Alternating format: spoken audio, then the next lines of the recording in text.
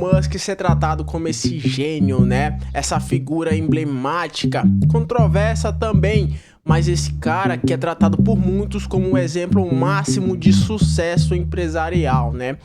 O Elon Musk é o homem mais rico da história da humanidade. E isso não é pouca coisa, né? O homem mais rico que existiu. E possivelmente ele vai se tornar ainda mais rico no futuro, né? Talvez conseguindo passar a marca do $1 trilhão, né? Ele já tem uma empresa trilionária que a gente conhece muito bem, que é a Tesla, e outra que ainda não foi posta no mercado de ações, como a gente conhece, ela não está disponível para eu e você comprar ações dela, que é a SpaceX. E quando a SpaceX entrar no mercado de ações, o Elon Musk, aí você já vê, né? Pode bater 1 trilhão, 2 trilhões, 3 trilhões e por aí vai, né? O Elon Musk realmente não tem limite no quesito financeiro, né? Mas antes disso tudo, tá? Antes do gênio bilionário existir, antes dessa figura que parece até o Homem de Ferro da vida real, a gente conhecer esse cara, teve o pior momento da vida dele lá em 2008, que para o próprio Elon Musk é o pior ano da sua vida. Esse foi o ano que ele quase quebrou, quase faliu, foi realmente por um triz e quase, o pior de tudo, quase desistiu de tudo. Mas 2008 não foi apenas ruim somente para o Elon Musk. Foi um ano da pior crise econômica desde 1929. Bancos quebrando, mercados colapsando. Legal, Michael, sempre que você acha uma coisa interessante, a gente ganha dinheiro. Que ação está avaliando? Não é ação. Eu quero operar vendido no mercado imobiliário.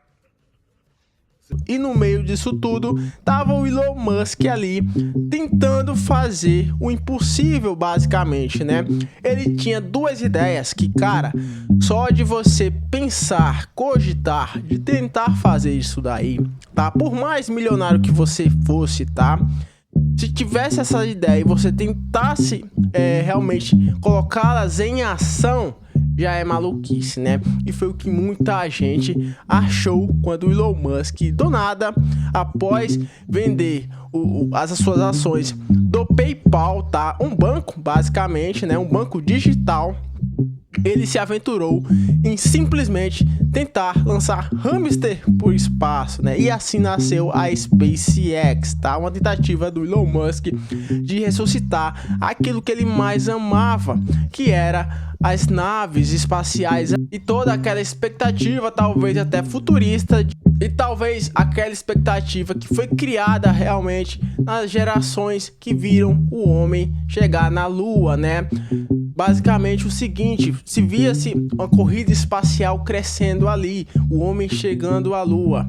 A humanidade ali naquele momento pensou realmente que era só questão de alguns aninhos ali pra gente tá realmente transitando de planeta em planeta, mas a gente sabe que não foi isso que aconteceu, né? Basicamente, depois que realmente os Estados Unidos conseguiu pisar na Lua e venceu a corrida espacial ali, os investimentos cessaram, né? Não foi tanto aquele número de milhões que estavam indo diretamente para a NASA.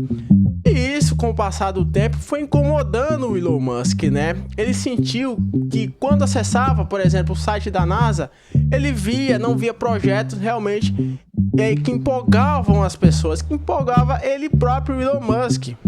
E ele realmente percebeu que se nada fosse feito, seria só isso nos próximos anos, a NASA só fazendo missões que na maioria das vezes não resultava em nada para a humanidade, né? Claro, a partir de algumas missões dessas resultava em boas tecnologias, né? Tecnologias magníficas surgiam daí. Mas eu me refiro na visão geral que a humanidade tinha sobre o espaço. A coisa não estava avançando como Elon Musk gostaria que avançasse. E foi aí que ele teve a ideia de iniciar o seu projeto, talvez, na minha opinião, o projeto mais maluco do Elon Musk, e o cara conseguiu fazer dar certo, né? Então você pensa bem, né?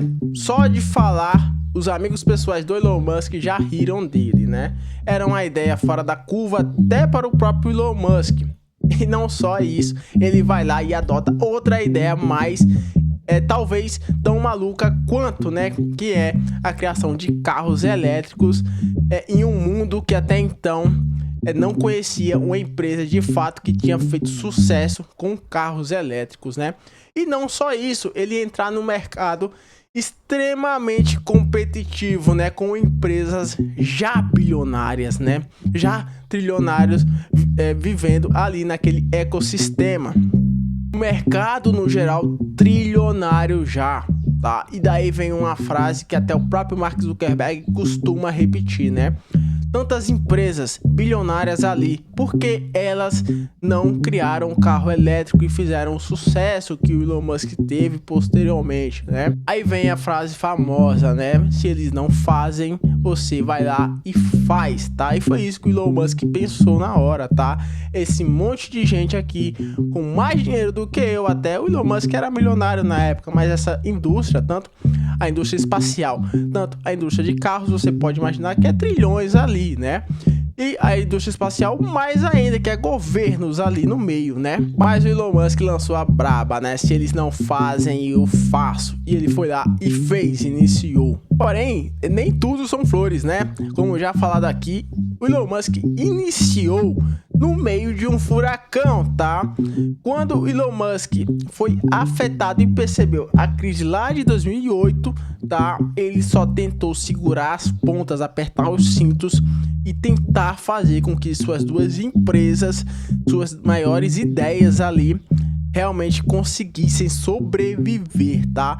E ele se deparou com um desafio quase impossível, tá? Basicamente, para todo empreendedor, a sua empresa é o seu filho, tá? Ele tem a ideia, ele basicamente acompanha desde o início, vê a empresa crescer, os seus primeiros funcionários ali, engatear realmente os seus primeiros passos, e ele vê a empresa realmente como o seu filho, como parte dele. E tomaram a decisão que o Elon Musk deveria tomar naquela decisão seria a seguinte, tá? Ou ele escolhia a SpaceX e investiria todo o seu patrimônio no momento, ou ele investiria tudo na Tesla, né? As duas não davam, porque por mais que o Elon Musk já tinha um patrimônio milionário ali, você pode imaginar que esse tipo de ideia requer muito capital para fazer dar certo. Mas o Elon Musk fez o impensável, né? Ele apostou nas duas. E para piorar, nas primeiras tentativas de lançamento do foguete, tá? Aqui o Elon Musk já tinha superado aquela ideia de hamster no espaço, né? Aqui ele queria levar realmente pessoas para o espaço. Evoluiu a ideia e ele concebeu os seus primeiros foguetes ali. E por incrível que pareça, né, o Elon Musk tomando essa decisão, dividir o capital, colocar 50% em cada empresa, as primeiras tentativas de lançar um foguete foram vergonhosas, tá? O Falcon 1 explodiu na primeira tentativa, explodiu na segunda tentativa também. E na terceira tentativa, adivinha, explodiu também. Cada explosão era um cheque rasgado do Elon Musk. Cada falha aproximava o Elon Musk cada vez mais da falência total. Críticos, obviamente, riam da cara do Elon Musk. Investidores fugiam da ideia da SpaceX, tá? Aqui não tinha vida fácil, não tinha caixa para a empresa funcionar.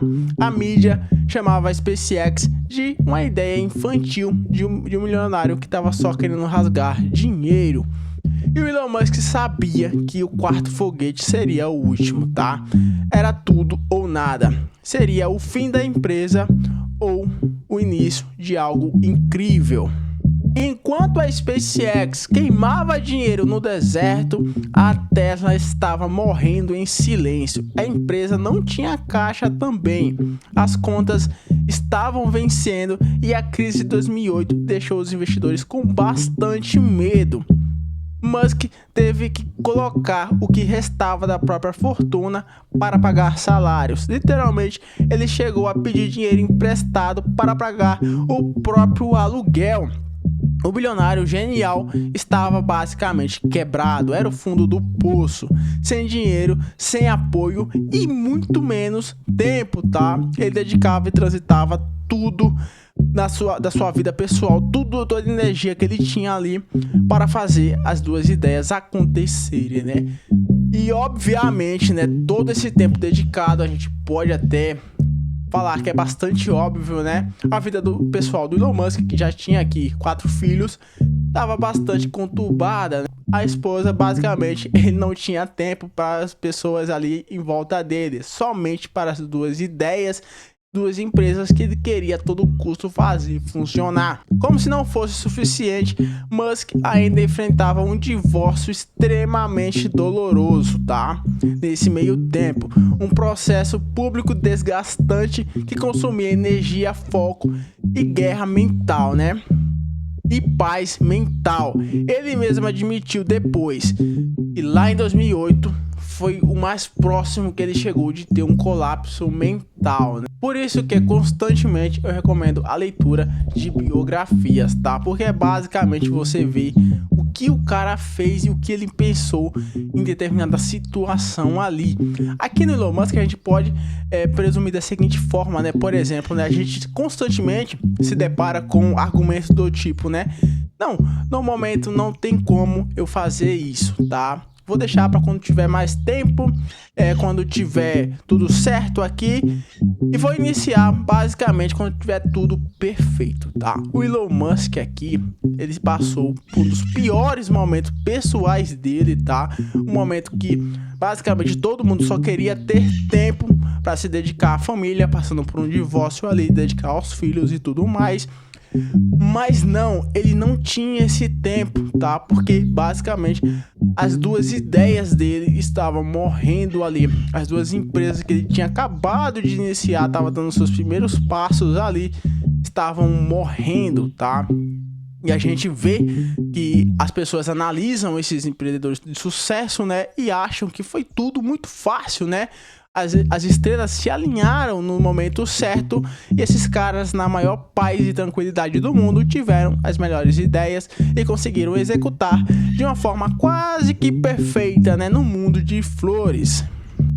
Mas quando a gente se depara com a realidade, né, a gente vê que nada foi dessa forma, né? Se esses caras não tivessem suporte à extrema pressão, eles não estariam onde estão hoje, né? Eles não teriam conquistado os feitos que conquistaram o Steve Jobs, muito menos o Elon Musk, né? Que, na minha opinião, teve uma pressão ainda maior ali.